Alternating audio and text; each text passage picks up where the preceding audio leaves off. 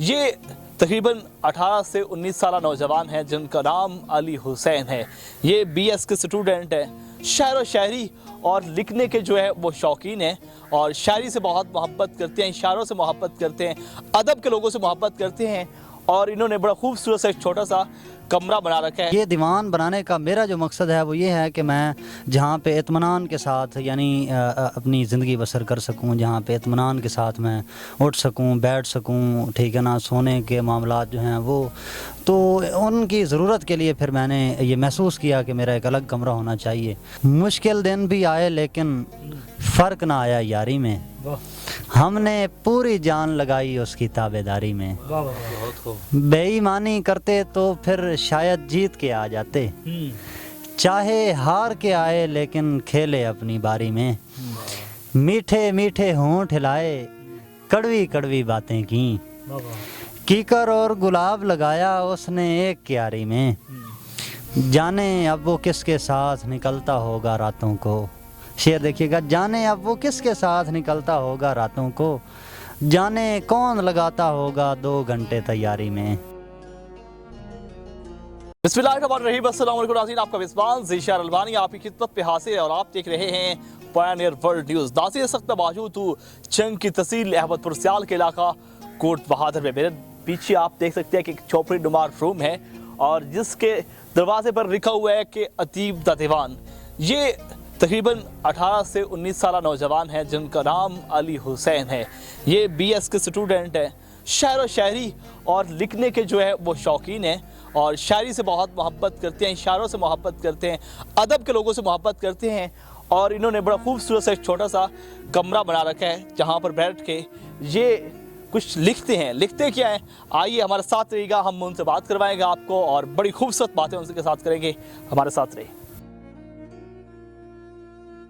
ادیب دا دیوان، ہم اندر موجود ہیں اس چھوٹے سے جھوپڑی نما روم میں۔ آپ دیکھ سکتے ہیں کہ یہاں پر بڑی خوبصورت تصویریں بھی یہاں پر حافظہ کی گئی ہیں، اور یہاں پر تصویریں لگائی گئی ہیں اور کچھ لکھا بھی گیا ہے کہ گوشہ عزلت ہے تخت شاہی، پتہ نہیں یہ شعر کس کا ہے، اور دیکھ سکتے ہیں کہ یہاں پر کتابیں پڑھی ہیں اور پرانے دور کا یہ ریڈوا بھی پڑا ہے۔ میرا کیمرہ مین اگر آپ کو دکھائے، اور ساتھ وہ جو اقبال کی سیاہی ہوا کرتی تھی اور چھڑی ہوا کرتی تھی وہ بھی یہاں پر موجود ہے، اور اس کے ساتھ ساتھ کچھ کتابیں پڑھی ہیں، موبائل بھی چارجر پہ لگا ہوا ہے، جس وقت بیٹری لو ہوتی ہے تو موبائل بھی چارجر کیا جاتا ہے، اور ایک چھوٹی سی لائٹ بھی لگی ہوئی ہے۔ اور اس کے ساتھ ساتھ یہاں پر دیواروں پر جو ہے معروف جو شعراء کرام تھے ان کی تصویریں یہاں پر آویزہ ہیں۔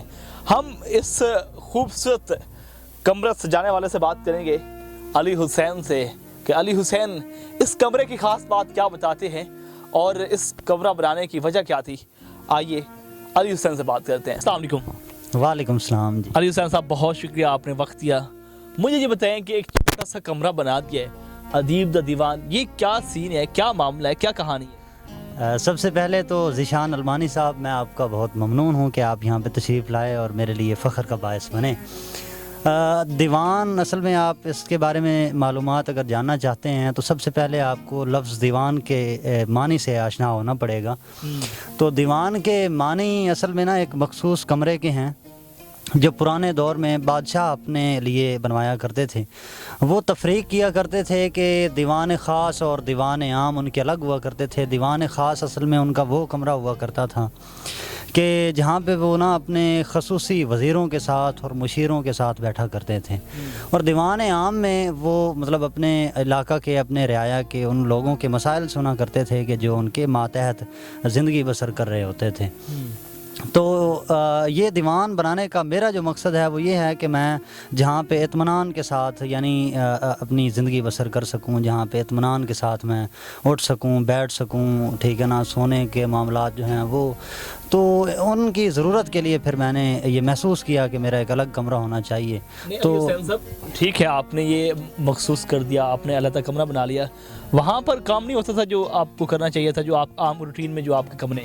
ہاں بہت اچھا سوال کیا آپ نے. وہ کام کرنے کے لیے آپ دیکھیں کہ آپ چونکہ زیادہ تر احباب فیس بک پہ سوشل میڈیا پہ میرے بارے میں جانتے ہیں کہ علم اور ادب سے میری جو آشنائی اور شغف ہے, جو مصروفیات ہیں, تو میں بچپن سے ادب کے ساتھ وابستہ ہوا. میں نے کافی عرصہ تک مختلف اخبارات میں مضامین, کہانیاں, افسانے لکھے. تو میں نے نا وہ تحریریں لکھنے کے لیے, اب دیکھیں کہ ایک تخلیق کار جو تخلیق کرتا ہے, سب سے پہلے اس کے ذہن میں جب کوئی خیال آتا ہے تو اس کو ضرورت پڑتی ہے کہ وہ اپنے خیال کو کرتاس پر یا کاغذ پر اتارنے کے لیے اطمینان محسوس کرے, اطمینان کے ساتھ اس سے کام لے سکے. تو پھر میں گھر میں بیٹھ کر لکھا کرتا تھا, لیکن وہاں پہ وہ بچوں کا شور شرابہ اور گھر کے دوسرے افراد کا اور خانہ داری کے جو معاملات ہوتے ہیں, تو اس سے میرے اس معاملات میں وہ خلل پڑتا تھا. تو پھر میں نے اپنا یہ الگ کمرہ بنا لیا اور اس میں پھر میں نے وہ تصویریں لگائیں. پھر میں نے اپنے آپ کو ادبی ماحول دینے کی کوشش کی کہ وہ جو خیال میرے ذہن میں ادبی طور پر آتا ہے وہ صحیح طور پر کرتاس پر اتر سکے, اور وہ ماحول ایک ایسا میسر ہو کہ جس کے ذریعے میں اپنے اندر کی جو باتیں ہیں, اپنی داخلیت کے جو موضوعات ہیں, ان کو کرتاس پر اتار سکوں. تو یہ ماحول پھر میں نے یقیناً الفاظوں سے لگ رہا ہے کہ کمال کے الفاظ آپ ڈھونڈ رہے ہیں اور لوگ سننے والے جو وہ بھی حیران ہو رہے ہیں. اچھا, ہم نے بڑی ایک دلچسپ بات دیکھی ہے کہ آپ نے یہاں پر بڑی خوبصورت شاعروں کے, ادب کے لوگوں کی جو ہے نا آپ نے تصویریں لگائی ہیں. یہ مجھے بتائیں کہ کس شاعر کی, کس شخصیت کی تصویر جہاں پر حافظ ہے؟ ہاں, بہت شکریہ. یہ بھی آپ کی ایک بڑی محبت ہے کہ آپ نے پہلے میرے لیے تعریف کے الفاظ کو آپ نے جاری کیے اپنی طرف سے, اپنی زبان سے. سب سے پہلے یہ میں نے نا ادب کے جو معروف دو شخصیات ہیں, ایک اردو ادب میں مرزا غالب کا نام بہت زیادہ معروف ہے, ان کی تصویر میں نے ادھر لگائی. پھر اس کے بعد علامہ اقبال کو اردو شاعری میں ایک بڑا مقام حاصل ہے. پھر ان دونوں کی تصویریں میرے لیے لگانا بڑی فخر کا باعث تھا. یہ مکمل طور پر میں ادب کی جو ہے وہ مجموعی طور پر اس کو جمع نہیں کر سکا, کیونکہ یہ 2 دیواریں 3 دیواریں ادب کے خدمات سر انجام دینے والے دوسرے دیگر تمام تخلیق کاروں کا جو ہے مجموعہ نہیں ٹھہر سکتی. لیکن جو میرے ذہن میں تخلیق کار آئے فوری طور پر میں نے ان کے پرنٹ نکلوائے اور وہ دیواروں پر لگا دیے. اس کے علاوہ نثری حوالے سے میری بڑی عقیدت ہے سعادت حسن منٹو کے ساتھ. منٹو صاحب کے مطلب فکر سے ہٹ کر ان کا جو فن ہے اور ان کا افسانہ لکھنے کا اور ان کا پھر اس کو انتہا تک لے جانے کا اور اس کا اختتام کرنے کا, تو اس عقیدت کی وجہ سے پھر میں نے منٹو کی تصویریں پھر لگائیں. اس کے علاوہ احمد ادیم قاسمی ہیں, اشفاق احمد ہیں, ناصر کاظمی ہیں. سفر نامہ نگاری کے حوالے سے ایک بڑا نام جو مستنصر حسین تارڑ کا ہے وہ ہیں. اس کے علاوہ ادھر مشتاق احمد یوسفی ہیں, محسن نقوی ہیں. اس کے علاوہ فیض احمد فیض کی تصویر ہے. انتظار حسین کی بھی تصویر میں نے افسانہ نگاری کے اس اپنے شغف کی وجہ سے پھر میں نے یہاں پہ لٹکائی ہوئی. ایک نئی شخصیت جو آپ کے لیے نئی شخصیت ہو سکتی ہے لیکن میرے لیے بڑی قابل عزت اور قابل تعظیم شخصیت ہے, وہ ہے سجاد جہانیہ صاحب کی. یہ ملتان سے ہیں اور ابھی تک حیات ہیں, اللہ تعالیٰ ان کو عمر خضر عطا فرمائے. یہ ملتان آرٹس کونسل میں انہوں نے ایک عرصہ تک نوکری کی اور اب بھی اسی شعبہ سے وابستہ ہیں, لیکن تخلیق کاری کے لحاظ سے ان کے جملوں کی تراش خراش میں ان سے بڑا متاثر ہوا, اور اس لیے پھر میں نے ان کو بغیر دیکھے اپنا نادیدہ استاد تسلیم کر لیا. تو ان کی تصویر بھی میں نے یہاں پہ لگائی ہوئی ہے. اچھا علی حسین صاحب, یہ بتائیے گا کہ ماشاءاللہ آپ نے تصویریں تو یہاں پر حافظہ کرتی ہیں, یہ بتائیے گا کہ جب یہ کمرہ آپ بنانے لگے, بڑا بھی تو بنا سکتے تھے چلو اپنے لیے, لیکن چھوٹا سا کیوں بنایا؟ ہاں, چھوٹا سا بنانے کی مطلب 2-4 وجوہات ہیں, جن میں سے 1-2 کا تذکرہ. ایک تو پہلے یہ ہے کہ جب میں نے یہ کمرہ تیار کیا, یہ 2-3 سال پہلے کا تیار کیا ہوا کمرہ ہے, تو اس میں پہلی وجہ جو میرے لیے مشکل کا سبب بنی وہ یہ ہے کہ میں روزگار جو میرا اپنا نہیں تھا, تو میں اپنا ایک الگ کمرہ بنانے کا شوق بھی رکھتا تھا اور اپنی جیب بھی دیکھ سکتا تھا. تو اردو میں ایک محاورہ ہے کہ جتنی چادر دیکھیے اتنے پاؤں پھیلائیے. تو میں نے اپنی چادر دیکھی, چونکہ اس کمرے کے بنانے کے لیے مجھے گھر سے بھی بڑی مشکلات کا سامنا ہوا. والد صاحب اس بات کے لیے رضامند نہیں تھے, وہ تیار کروانے کے ایک نوجوان بیٹا وہ ہمارے گھر سے علیحدہ طور پر ایک کمرے میں رہے, تو وہ رضامند نہیں تھے. اس لیے پھر میں نے وہ اینٹوں کی کمی کی وجہ سے کمرہ بنایا. اور دوسرا کچھ جان بوجھ کر بھی میری یہ کہ کچھ اینٹیں بچی بھی ہوئی تھی, لیکن میں نے جان بوجھ کرنے لگائیں. میں نے مطلب اٹھ بیٹھ کر لیٹ کر میں نے اس کی ساری پمائش پوری کی کہ کس حد تک میں یہاں پہ کھڑا ہو سکتا ہوں, کس حد تک میں لیٹ سکتا ہوں. تو اس حوالے سے جتنی میری ضرورت ٹھہری میں نے اتنا کمرہ تیار کر لیا تاکہ ماحول میرا برقرار رہے. ماشاءاللہ پیچھے ہم آپ کے دیکھ سکتے ہیں کہ آپ کی تصویر یہاں پر حافظ ہے, اور آگے جو ہے نا وہ آگ نما کچھ چیزیں پڑھی ہیں اور 7 کتابیں پڑھی ہیں. یہ بتائیے گا کہ آپ کا فیوریٹ शायर कौन से? हाँ, फेवरेट शायरी के हवाले से मेरे बहुत ज़्यादा शुअरा हज़रात पसंदीदा हैं। चूँकि मेरा एक रुझान नसर की तरफ है, उर्दू नसर की तरफ, तो सबसे पहले जो मेरी अकीदत है वो सादत हसन मंटो साहब के साथ है। मंटो साहब के साथ अक्सर लोगों का वो मिजाज नहीं मिलता, अक्सर लोगों की फ़िक्र नहीं मिलती, क्योंकि वो माशरे को हकीकी तौर पर आईना दिखाया करते थे। बहरहाल कुछ लोग उनकी उस मुखालफत की वजह से मुझे भी उसी का फ़िक्र का जो है रवादार ठहराते हैं कि मैं भी उन्हीं की फ़िक्र के तहत कलमकारी किया करता हूँ। लेकिन फिर भी मैं मतलब उनकी फ़िक्र से हटकर उनके फ़न से बहुत ज़्यादा मुतासिर हूँ, क्योंकि तहरीर लिखते हुए ना उनका बड़ा, वैसे शायरी में गालिब वैसे बड़ा नाम है, इकबाल एक बड़ा नाम है, उसके अलावा फैज़ अहमद फैज़ को उर्दू शायरी में बड़ी अहमियत हासिल है।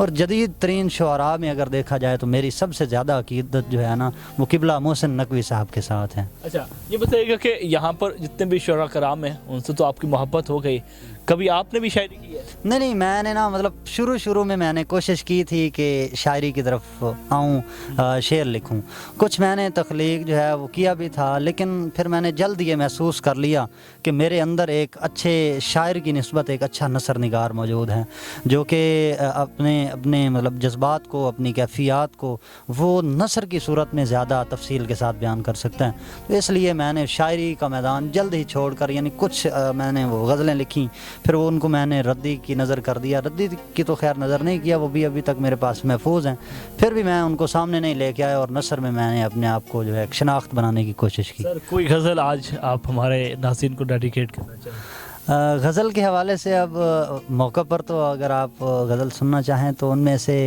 एक गज़ल है वो दानिश नकवी साहब की कि मुश्किल दिन भी आए लेकिन फ़र्क ना आया यारी में, हमने पूरी जान लगाई उसकी ताबेदारी में, बेईमानी करते तो फिर शायद जीत के आ जाते, चाहे हार के आए लेकिन खेले अपनी बारी में, मीठे मीठे होंठ हिलाए कड़वी कड़वी बातें की, कीकर और गुलाब लगाया उसने एक क्यारी में, जाने अब वो किसके साथ निकलता होगा रातों को, शेर देखिएगा, जाने अब वो किसके साथ निकलता होगा रातों को, जाने कौन लगाता होगा 2 घंटे तैयारी में। ये 4 अशार हैं उन दानिश नकवी साहब के। अली हुसैन साहब, कहा जाता है शुरा कराम में कोई हो या फिर कोई मसूकी और फिर या कोई फ़नकार हो, मोहब्बत में कुछ न कुछ तल्लकात होते हैं, कभी मोहब्बत भी हुई है? बस एक बड़ा अजीब किस्म का सवाल आपने कर दिया। मोहब्बत हुई, ज़रूर हुई, और मोहब्बत में फिर वो बहुत सारे मामलात भी सामने आए जो कि आमतौर पर आया करते हैं और जो कि रास्ते की रुकावट साबित हुआ करते हैं। खैर, आपने सवाल अगर कर डाला है तो फिर उसका जवाब देना मुझ पे मशरूत है, लाजमी है। मोहब्बत हुई, रास्ते मुश्किलात के सामने आए, लेकिन अल्हम्दुलिल्लाह कामयाबी हुई और आखिरी दर्जे तक कामयाबी हुई, और मैं अपने आप को इस हवाले से खुश नसीब भी समझता हूँ कि मैं मोहब्बत में कामयाब हुआ और मैंने फ़तह पाई। वाह वाह, क्या बात है जी। पहला बंदा है जो कह रहा है कि मोहब्बत मेरी जो है ना वो कामयाब हो चुकी है। हमने गुफ्तगू की और यकीनन ये गुफ्तगू हमारी बहुत ज़बरदस्त रही। हमने ये रूम भी दिखाया और देखने में तो नौजवान तकरीबन 17 से 18 साल का है, लेकिन जो अदब के साथ इनका लगाव बहुत है।